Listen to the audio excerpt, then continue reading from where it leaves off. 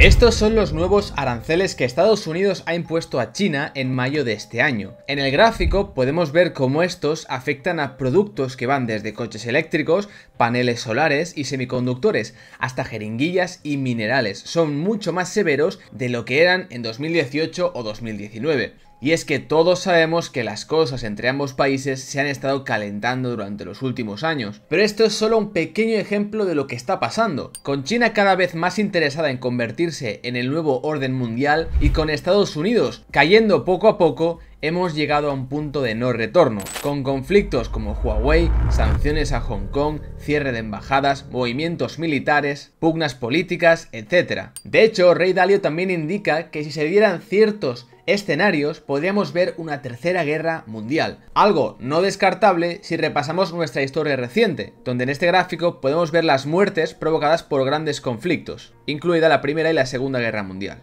Y más aún actualmente viendo este otro gráfico, donde vemos que la presión entre el conflicto de Estados Unidos y China es el principal a nivel mundial y es el que más está creciendo. Así que bienvenidos a este tercer episodio de la trilogía de Estados Unidos y China. En el primer capítulo vimos cómo Estados Unidos había emergido como primera potencia y por qué estaba empezando a caer en este ciclo. En el segundo vimos el auge de China como posible futura potencia. Y en este tercero abordaremos ambos países, viendo cuáles son sus principales conflictos y cómo estos pueden provocar guerras tecnológicas o militares y problemas para que solo quede un ganador. Y he estructurado el vídeo de la siguiente forma para que toquemos todos los tipos de guerras que se pueden dar. Si no has visto el primer y el segundo episodio, te recomiendo que primero vayas a verlos, te los dejaré aquí arriba y en la descripción, y después vuelvas al tercero para poner contexto y entenderlo todo muy bien. Eso sí, antes de seguir, quería agradecer el apoyo a nuestro patrocinador de esta trilogía, Trade Republic. Se trata de un banco alemán con más de 4 millones de clientes en 17 países y con 35.000 millones en activos.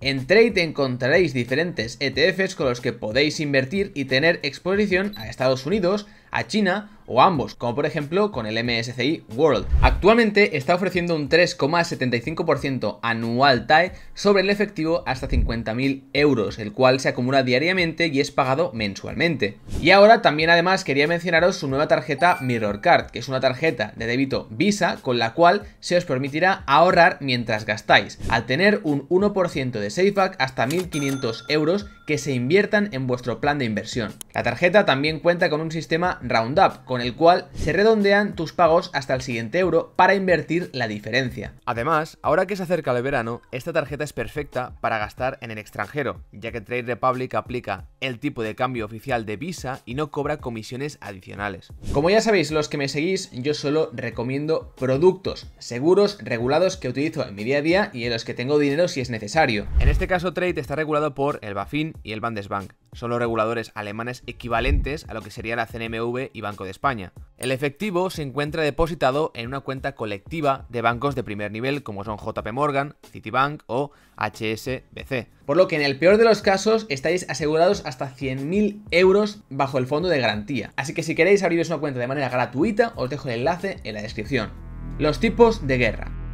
Como ya vimos en su libro Principios para enfrentarse al nuevo orden mundial, Ray Dalio plantea los ciclos que atraviesan los países hasta convertirse en potencias. Y en el capítulo número 13 afirma que, dado que ambos países están compitiendo abiertamente en varios campos por el dominio mundial, se puede decir que tanto China como Estados Unidos están teniendo conflictos o guerras en varios frentes. Y aunque podría sonar exagerado, el término guerra no está tan lejos como pensamos. También cabe destacar que este vídeo es un análisis ceteris paribus entre Estados Unidos y China. Pero claro, esto es mucho más complejo, ya que la actuación de uno u otro también tiene consecuencias con otros países. Tendríamos a Rusia, Japón, India, Australia o la propia Europa. Por ello todo esto es mucho más complejo, pero aquí intentamos condensarlo y verlo todo de manera resumida. Según lo que Ray Dalio ha expresado, la situación de ambas potencias apunta a que Estados Unidos ya ha pasado por su mejor momento de auge y prosperidad económico y ahora se encuentra en una lenta decadencia. Al final, ahora Estados Unidos tiene un problema principal y es que está muy endeudado y lleva mucho tiempo en un déficit constante y para financiarlo tiene que monetizar su deuda, es decir, que la propia Reserva Federal emite nuevos dólares para dársela al gobierno y así financiar la deuda que el propio gobierno va emitiendo. Al final, uno de los grandes logros de Estados Unidos desde la Segunda Guerra Mundial ha sido convertir el dólar en la moneda reserva a nivel internacional, ya que eso ha permitido que todo el mundo quiera dólar y por lo tanto ha podido prestar mucho dinero, incluyendo a China, pero lo ha hecho de forma excesiva, dejando ahora a Norteamérica más frágil. China, por su parte, en el apogeo de Estados Unidos, vio un colapso en sus finanzas por la debilidad de la deuda y la moneda, y los conflictos internos y externos, pero ahora ha resurgido de manera exponencial y parece que se cambian las tornas. Guerra económica. Hay tres críticas que Estados Unidos tiene frente a China. Uno, que el gobierno chino aplica políticas y prácticas intervencionistas para proteger a sus industrias nacionales. Dos, que los chinos ofrecen apoyo a sus industrias nacionales, apoyando el robo, según ellos, a tecnologías extranjeras. Y tres, que los chinos roban propiedad intelectual. A causa de esto, en 2018 el expresidente Donald Trump impuso una serie de aranceles a productos fabricados en China, por un valor de más de 50.000 millones de dólares, tras argumentar que China estaba involucrada en prácticas comerciales desleales como el robo de propiedad intelectual y transferencia de tecnología. Una medida a la que China respondió implementando sus propios aranceles a más de 128 productos de fabricación estadounidense, entre ellos la soja, que es una de las exportaciones más importantes para Estados Unidos. En Estados Unidos, por ejemplo, estos aranceles ocasionaron que los precios de muchos productos aumentaran para los consumidores, además de afectar a agricultores y fabricantes. China, por su parte, llegó a tener el peor crecimiento económico que el país había tenido en décadas. Ahora, ¿cómo podría empeorar este tipo de guerra? Por cierto, antes de seguir quería traeros noticias importantes. Y es que en este canal, una de las temáticas que más os gusta es la de documentales e historias de inversión y finanzas, como la crisis de 2008, la vida de Warren Buffett, la operación de la libra de George Soros, etcétera, etcétera. Por ello, he decidido abrir un canal secundario donde solo voy a subir esta tipología de vídeos para no mezclarlo todo. Tengo muchísimos temas preparados que creo que os van a gustar mucho para las próximas semanas, así que os voy a dejar el enlace al nuevo canal en la descripción aquí debajo y también aquí arriba para que vayáis, le echéis un ojo y si queréis apoyarlos podéis ya suscribir. Sin más, un abrazo y seguimos con el vídeo. Pues si se cortaran rutas comerciales importantes para la otra potencia. Por ejemplo, si Estados Unidos actuase para limitar las importaciones de petróleo que realiza China, o China respondiera bloqueando el acceso a Apple o General Motors a materias primas y recursos como motores para producir, pues habría graves problemas. Por ello, Ray Dalio invita a pensar que es probable que en la próxima década ambos países pasen de una globalización a aumentar una producción mucho más interna y depender del propio país, o a buscar otros socios comerciales para tener muy poca dependencia de la otra superpotencia. Guerra tecnológica. Esta podría ser una de las guerras más peligrosas y actualmente lo vemos con el escenario tecnológico actual y la inteligencia artificial. La razón es muy simple. El país que más esté adelantado tecnológicamente sería a su vez el que tenga las mayores probabilidades de ganar en caso de que se acabe llegando a una guerra abierta, es decir, de tipo militar. A su vez, esta superioridad tecnológica sería de incalculable valor, ya que cuando eres el más fuerte es más fácil hacer valer tu voluntad sin tener que luchar. Algo que, siendo realistas, a nadie le conviene. Como diría Sun Tzu, autor del famoso libro El arte de la guerra, lo supremo en el arte de la guerra consiste en someter al enemigo sin darle batalla. Ambas naciones son punteras en el campo de tecnología e investigación, pero por el momento Estados Unidos parece estar en cabeza. Sin embargo, el sector tecnológico y de investigación chino también está creciendo a gran velocidad. En marzo de 2019 se podía afirmar que Estados Unidos poseía esta delantera en el desarrollo de la inteligencia artificial, con más de 279.000 patentes, además de ser la sede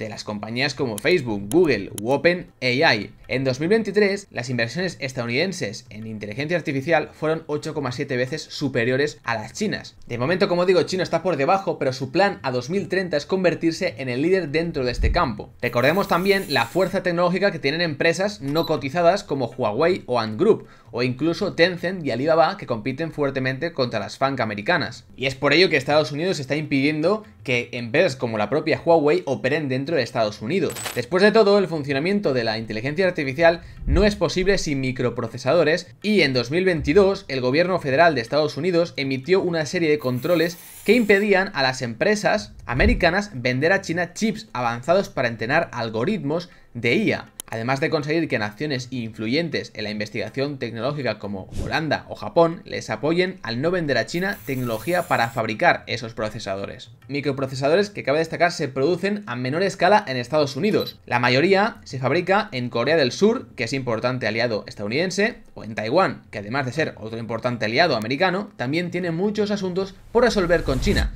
De hecho, todo a su debido tiempo. El tema de Taiwán es extenso y lo trataremos posteriormente en el vídeo. De momento, la ventaja que tiene Estados Unidos no podría ser tan grande como algunos dicen. Según un informe del Australian Strategic Policy Institute, China ha comenzado a tomar ventaja en la investigación de 37 de las 44 tecnologías críticas y emergentes de los sectores de defensa, espacio, energía y biotecnología. El gigante asiático cuenta con 10 de los institutos de investigación más potentes de todo el mundo en el desarrollo de tecnología militar hipersónica, además de estar ganando cierta ventaja en 8 sectores relacionados a la industria energética, como por ejemplo el desarrollo de baterías eléctricas, fotovoltaicas, gestión de residuos nucleares, biocombustibles o energía nuclear. Y aunque Estados Unidos sigue siendo el líder en lo que respecta a la IA, además, China ha comenzado a adelantarse en 7 de las 10 disciplinas más relevantes de esta industria, como Machine Learning, análisis avanzado de datos o algoritmos de IA, lo que sumado a que Pekín está llevando a cabo una agresiva campaña de repatriación de científicos e investigadores formados en el extranjero, pues es algo ya importante, ya que son más de 1.400 científicos,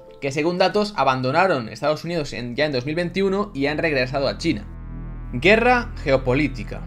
Esta guerra tiene mucho que ver con la facilidad y accesibilidad que tienen las potencias, los países, para conseguir los recursos que necesitan. A primera vista parece simple, ya que esta área de influencia suele estar relacionada con los países más cercanos, las salidas al mar y las zonas fronterizas. Pero puede ser un poco más complejo. Para China, por ejemplo, lo más importante son aquellos países o territorios que a sus ojos pertenecen por derecho al propio país, como son Hong Kong o Taiwán. En segundo lugar estarían las rutas comerciales, como las zonas fronterizas, los países que forman parte de su iniciativa de la Franja y la Ruta, como es el caso de Kazajistán, Camboya, Vietnam, Grecia, Serbia, Hungría, Irán, etc. Los chinos opinan que cuando Estados Unidos, por ejemplo, vende aviones de combate F-16 a Taiwán, así como otros sistemas de armas, parece estar actuando en contra de China. Militarmente, creo que muchos estáis de acuerdo en que China es la potencia más fuerte dentro de Asia y está creciendo de manera rápida. Y a Rey Dalio sobre todo le preocuparía una guerra en torno a Taiwán. ¿Por qué? Porque en un escenario así,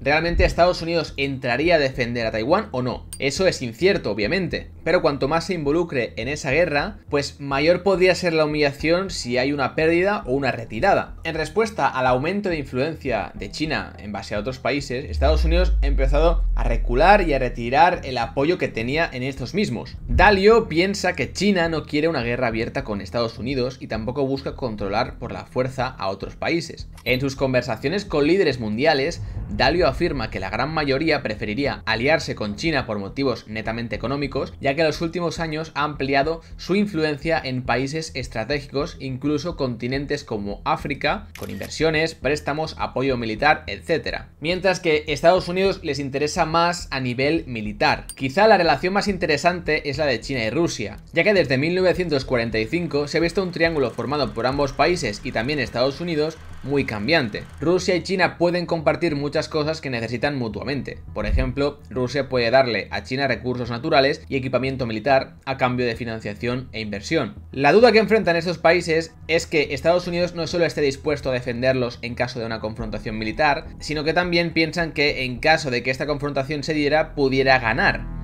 Guerra de capitales. El objetivo de esta guerra no es otra que aislar y debilitar económicamente a la otra potencia para que pierda el poder, recortando su acceso al dinero, ya que sin dinero pues no hay poder. Obviamente estamos partiendo de la base en la que Estados Unidos es la primera potencia y sobre todo tiene la divisa de referencia a nivel mundial, la moneda reserva, el dólar. Una moneda que le permite fácilmente imponer sanciones a cualquier país conflictivo, ya que muchos dependen del propio dólar, o incluso China tiene mucho dólar en forma de deuda. Sanciones como por ejemplo tenemos las que han puesto a países como Cuba o Rusia por afectar a su economía. Por eso, uno de los riesgos más importantes que ya mencionaba al inicio es que el dólar pierda ese estatus de moneda reserva. Actualmente aquí podemos ver la cuota de diversas monedas y activos en las reservas de los bancos centrales en porcentaje. Obviamente el dólar destaca con el 51% y el renminbi solo un 2%. Pero como decía al principio, cada vez es más difícil encontrar acreedores que quieran comprar deuda de Estados Unidos. Ya no solo porque su nivel de endeudamiento es muy alto, sino que hasta hace pocos meses los tipos de interés reales eran incluso negativos, por lo que no es atractivo comprar bonos. La cosa aquí está en que Rusia y China saben que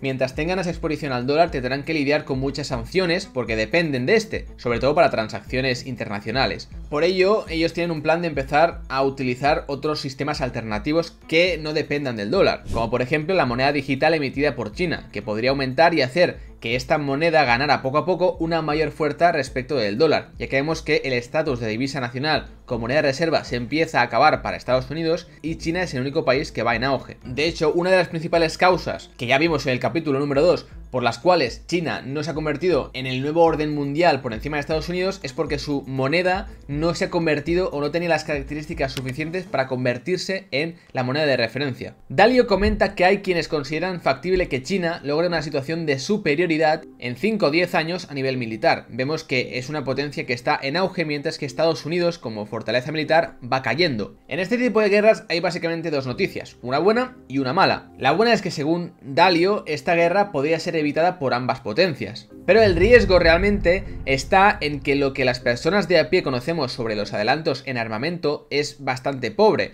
a comparación de lo que se mantiene oculto. Tener ocultas tus armas no es solamente una manera de sorprender al enemigo, también de evitar que éste pueda prepararse para ellas o peor aún, replicarlas. Algo que los chinos saben hacer muy bien. De hecho, su primer portaaviones lo construyeron en base a un portaaviones soviético, a medio construir, que compraron después de la disolución de la Unión Soviética. La ciencia va avanzando rápido y esto podría llevarnos a diferentes tipos de guerras, como la electromagnética, basada en tecnología no letal pero diseñada para inutilizar sistemas electrónicos, hasta armas biológicas, armas químicas, ataques cibernéticos, guerra espacial y otros tipos de guerras cuyos efectos son todavía inimaginables. Y a esto, como he dicho al principio, tenemos que añadirle que habría ciertos países que se unirían a un bando o a otro. En su libro, Dalio afirma que si la guerra se diera en los mares del este y en el sur de China, Estados Unidos podría tener problemas serios o incluso llegar a perder, ya que se trata de una zona donde China y sus aliados son militarmente superiores. Y es aquí donde todos los tipos de guerra antes mencionados se unen porque hablaremos de Taiwán. A modo de resumen, durante el siglo XIX China se encontró a merced de los deseos e influencia extranjeras. Actualmente la política exterior de China se basa en no dar una imagen de debilidad y en recuperar territorios que les han sido arrebatados en el pasado, como por ejemplo Hong Kong o Taiwán.